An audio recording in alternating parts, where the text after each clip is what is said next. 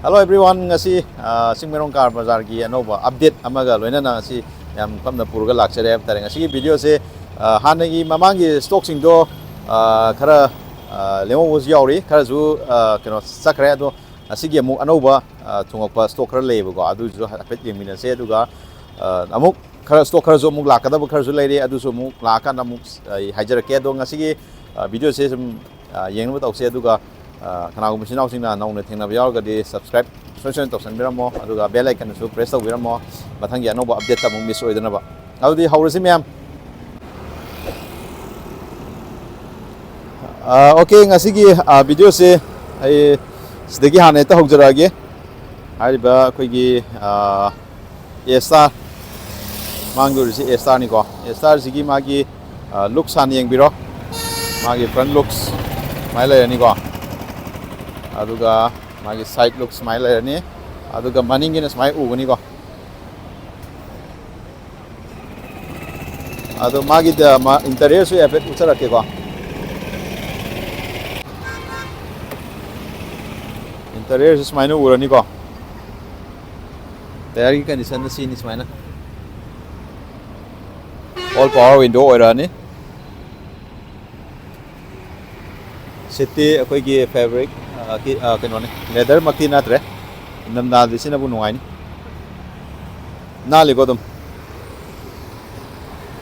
ado magi details se hajarake na mamangi duni ko details se silai re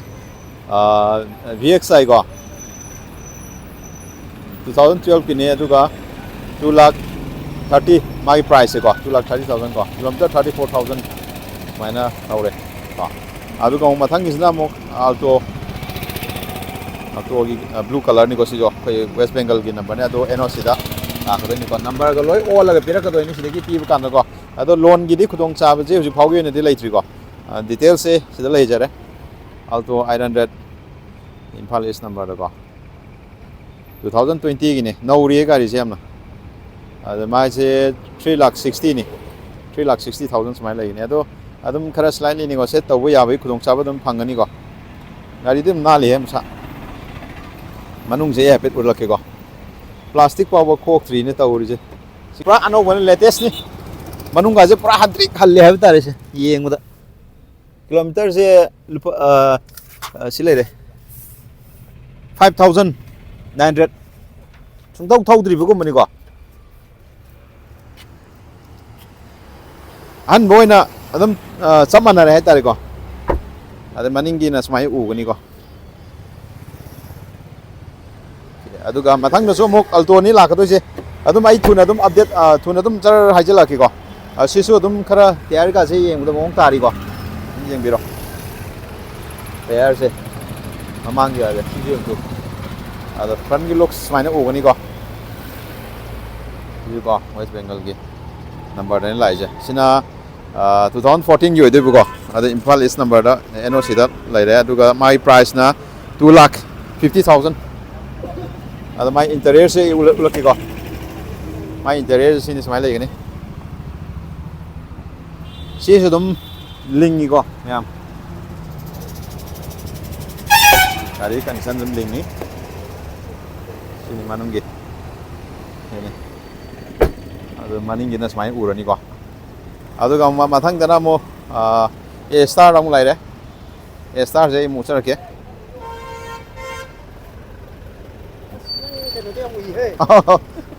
gari khar utlim ni moi sina mamang gitu ni ko mamang ite air condition this smile le ye color sina tonga le ko mamang looks smile uro ni ko aduga size de le 2010 ni last ko star ZXi top model du ko adu magi price e la ani yodre ko la amaga lising odra manga 1,95,000 ko le ko magi interior se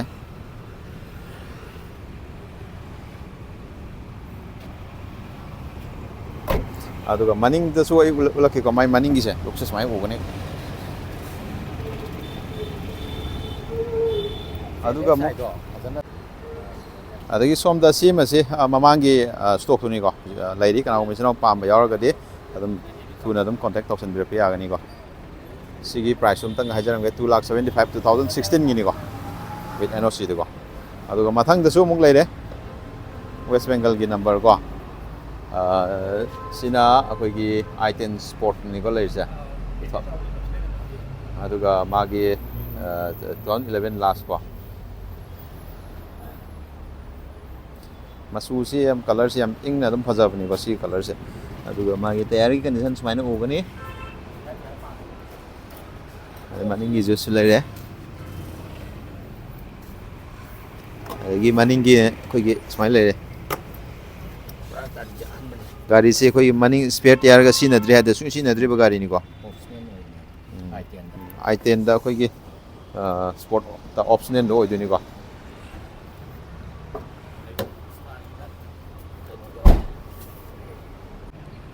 ado magi interior na sumaina urani ko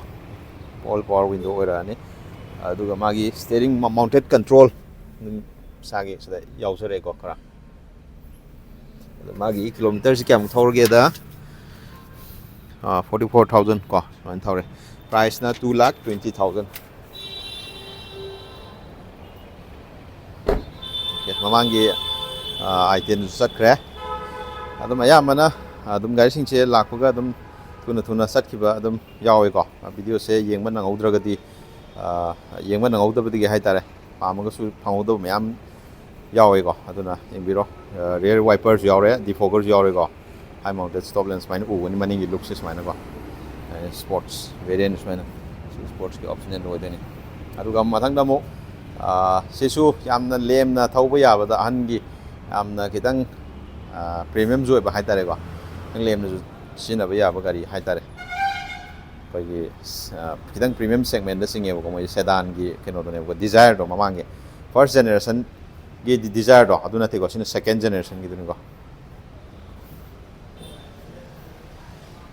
series maina ogani ko side ki looks ya adu my details dai yaure ko aduga magi details se koi gi ma se 2015 gi ni ko aduga magi demand price na 3,50,000 ko sumaina lagini amda mamangi ter condition sumaina ugani ko so the turn indicators the yausare the manungi interior sumaina ugani ko neck rest ka lo yawe ko adum sina mo kitang swift gi kitang premium oi ba habtar sina maningi looks ni ko VXI oi ni ko next sigi ai mamang da su simati half re ko stock mamang gi ani hum dil lei ko tai dil loi re ko sini grand I10 angang bu ni ko ni sigi te conditions main over ni ko aduga sis de lei de 2015 gi oi ni magi price na 3,05,000 mai lei ni okay sima mamang yaure adagi sisu sigi ani ko ahum mama alto duga siga ada sigi se khwaidagi ena demand lai do gari duni ko sina kogi celerio da kogi karamba kogi automatic pambe sinau jingi da makta have tare silere sigi price de man high gram ni ko dum 3,20,000 mai lai automatic ne sina adagi mo silere si lauwa dum mayam da dum kanagani ko tasing haragadi ai ba gari si Cretas price su dum reasonable price ne alloy tongan ba yaujare ko adi projector headlamp oire aduga we look su dum phajare black beauty su mo oire ko aduga sigi yengbiro magi 8,50,000 ko slightly kitang set taw ya long sa dum lai kilometer 20 yau ji ba gari ni ko yengbiro ti na le go gari de sina maning ni ko okay aduga last da hoigi alto gi 800 ki alto 100 ama lai di ko si lai re ado mathang mayam kui da bidang asi numit manga ni muki matung da muk ai update ma tarong ni matung da update ama ga ong pijara ke ma da gari khara no ba lak da bu lai di ko stock ꯑꯗꯩꯗ ꯑꯃꯨꯛ ꯌꯦꯡꯃꯤꯟꯅꯁꯦ ꯑꯗꯣ ꯁꯤꯁꯤꯅ 2,90,2019 ꯒꯤꯅꯤꯀꯣ ꯑꯗꯨꯒ ꯁꯤꯒꯤꯁꯤꯅ ꯑꯩꯈꯣꯏꯒꯤ ꯌꯨꯅꯥꯏꯒꯤ ꯌꯥꯝꯅ popular ꯑꯣꯏꯕ ꯑꯗꯨꯝꯕ ꯃꯈꯜꯒꯤ ꯒꯥꯔꯤꯗꯨꯅꯦ i20ꯗ ꯃꯥꯒꯤ ꯚꯦꯔꯤꯌꯟꯅ ꯑꯩꯈꯣꯏꯒꯤ ꯁ꯭ꯄꯣꯔꯠꯇ ꯄ꯭ꯂꯁ ꯑꯣꯏꯗꯣꯏꯅꯤꯀꯣ ꯑꯗꯨꯒꯤ ꯃꯊꯛꯇ ꯑꯃꯨꯛ ꯗꯨꯋꯦꯜ ꯇꯣꯟ ꯀꯂꯔ ꯑꯃꯨꯛ ꯑꯣꯏꯕꯀꯣ ꯁꯤꯒꯤꯁꯦ ꯗꯨꯋꯦꯜ ꯇꯣꯟ ꯀꯂꯔ ꯃꯥꯒꯤ ꯐ꯭ꯔꯟ ꯂꯨꯛꯁ ꯁꯨꯃꯥꯏꯅ ꯎꯒꯅꯤꯀꯣ ꯑꯩꯈꯣꯏ ꯃꯅꯤꯄꯨꯔ ꯅꯝꯕꯔꯅꯤꯀꯣ ꯑꯗꯨꯒ ꯃꯥꯒꯤ ꯑꯩꯈꯣꯏꯒꯤ ꯄ꯭ꯔꯥꯏꯁ ꯔꯣꯝꯗ ꯂꯥꯛꯄ ꯀꯥꯟꯗ ꯑꯩꯈꯣꯏꯒꯤ ꯃꯥꯁꯦ 4,85,000 ꯁꯨꯃꯥꯏꯅ ꯂꯥꯛꯀꯅꯤꯀꯣ ꯃꯅꯤꯡꯒꯤ ꯂꯨꯛ ꯁꯨꯃꯥꯏꯅ ꯂꯩꯔꯦ ꯑꯗꯨꯒ ꯃꯥꯒꯤ ꯌꯦꯡꯉꯣ ꯑꯦꯂꯣꯏꯒꯥꯁꯦ ꯑꯩꯈꯣꯏꯒꯤ ꯄꯨꯔꯥ ꯑꯩꯈꯣꯏ ꯇꯣꯞ ꯃꯣꯗꯦꯜꯒꯤꯗꯨꯅꯤꯀꯣ ꯇꯣꯞ ꯃꯣꯗꯦꯜ ꯑꯗꯨꯝ ꯆꯞ ꯃꯥꯟꯅꯔꯦ ꯍꯥꯏꯇꯥꯔꯦ ꯁꯤ ꯂꯩꯔꯦ ꯑꯗꯨ ꯏꯟꯇꯔꯤꯌꯔꯁꯦ ꯍꯥꯏꯐꯦꯠ ꯌꯦꯡꯍꯟꯖꯔꯛꯀꯦꯀꯣ ꯌꯦꯡꯉꯣ ꯁꯨꯃꯥꯏꯅ ꯎꯒꯅꯤ ꯑꯗꯒꯤ ꯁꯣꯁꯦ ꯁꯨꯃꯥꯏꯅ ꯎꯒꯅꯤ ꯑꯗꯣ ꯁꯣꯁꯤꯁꯨ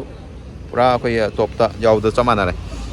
ꯁꯤꯅꯤ ꯃꯥꯒꯤ ꯀꯤꯂꯣꯃꯤꯇꯔꯅ ꯁꯤ ꯂꯩꯔꯦ 37 ꯁꯨꯃꯥꯏꯅ ꯇꯧꯔꯦꯀꯣ ꯑꯗꯨꯒ ꯑꯦꯄꯜ ꯀꯥꯔꯄ꯭ꯂꯦ ꯑꯦꯟꯗ꯭ꯔꯣꯏꯗ ꯁꯞꯄꯣꯔꯠ ꯇꯧꯔꯛꯑꯅꯤ ꯑꯗꯨꯒ ꯋꯦꯌꯔꯂꯦꯁ ꯆꯥꯔꯖꯤꯡꯒꯤꯁꯨ ꯌꯥꯎꯔꯦꯀꯣ ꯁꯤꯗ ꯁꯤꯒꯤ ꯑꯥꯔꯝꯔꯦꯁ ꯌꯥꯎꯔꯦ ꯂꯦꯗꯔ ꯀꯣ ꯃꯅꯤꯡꯒꯤ ꯁꯨꯃꯥꯏꯅ ꯎꯒꯅꯤꯀꯣ ꯐꯨꯜꯂꯤ ꯃꯅꯤꯡꯒꯁꯦ ꯕ꯭ꯂꯦꯛ ꯁꯨꯃꯥꯏꯅ ꯂꯣꯏ ꯑꯣꯏꯔꯦꯀꯣ ꯑꯗꯨ ꯁꯤꯅꯤ ꯑꯗꯣ ꯁꯤꯅꯥꯎꯁꯤꯡ ꯑꯗꯨꯒ ꯍꯥꯏꯠ ꯑꯦꯗꯖꯁꯃꯦꯟ ꯌꯥꯎꯔꯦꯀꯣ ꯒꯥꯔꯤꯁꯤꯒꯤ ꯑꯗꯣ ꯁꯤꯒꯤ ꯈꯨꯗ ꯅꯨꯡꯉꯥꯏꯕ ꯑꯃ ꯍꯥꯏꯠ ꯑꯦꯗꯖꯁꯃꯦꯟ ꯌꯥꯎꯁꯦꯀꯣ ꯁꯤ ꯂꯣꯏ ꯄꯋꯥꯔ ꯑꯣꯏꯗꯣꯏꯅꯤꯀꯣ ꯏꯂꯦꯛꯇ꯭ꯔꯤꯛ ꯑꯣꯀꯦ ꯁꯨꯃꯥꯏꯅ ꯂꯩꯔꯦ ꯑꯗꯣ ꯀꯣꯟꯇꯦꯛ ꯅꯝꯕꯔ ꯗꯦꯁꯀ꯭ꯔꯤꯞꯁꯟꯗ ꯌꯥꯎꯔꯕꯅꯤꯀꯣ ꯀꯣꯟꯇꯦꯛ ꯑꯗꯨꯝ ꯇꯧꯁꯟꯕꯤꯔꯛꯑꯣꯀꯣ ꯒꯤꯗꯤ ꯁꯨꯝ ꯂꯣꯏꯁꯤꯟꯖꯔꯒꯦ ꯌꯥꯝ ꯒꯥꯔꯤ ꯊꯧꯕꯗ ꯁꯤꯠ ꯕꯦꯜ ꯁꯣꯏꯗꯅ ꯐꯥꯕꯤꯌꯨ ꯑꯗꯨꯒ ꯃꯆꯥ ꯊꯧꯔꯒꯅ ꯍꯦꯜꯃꯦꯠ ꯁꯣꯏꯗꯅ ꯎꯞꯄꯤꯌꯨꯀꯣ